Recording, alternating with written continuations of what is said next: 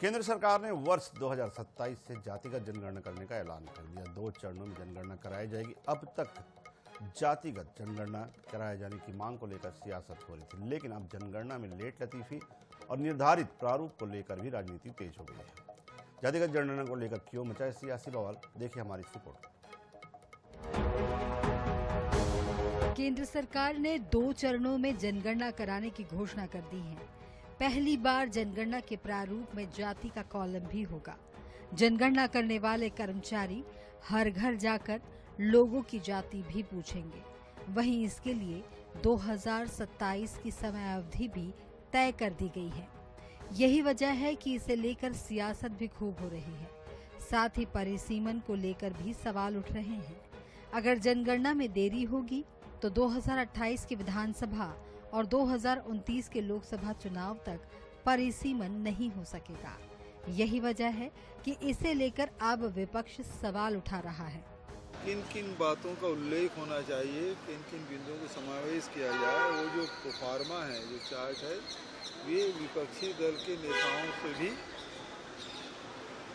रायशुमारी करके ही वो चार्ट बना है, क्योंकि वो केवल जाति का एक कॉलम भर से काम नहीं चलेगा, बल्कि उसके सामाजिक, शैक्षणिक, आर्थिक, राजनीतिक सभी पहलुओं पर उसमें सर्वे होना चाहिए, जिससे उस व्यक्ति को, उस परिवार को, उस जाति को उसका लाभ मिल सके। देखिए, जातिगत जनगणना कराने का दबाव सबसे पहले हमारे नेता माननीय राहुल गांधी जी खड़गे जी ने इस मामले को लेकर लगातार उठाते रहे।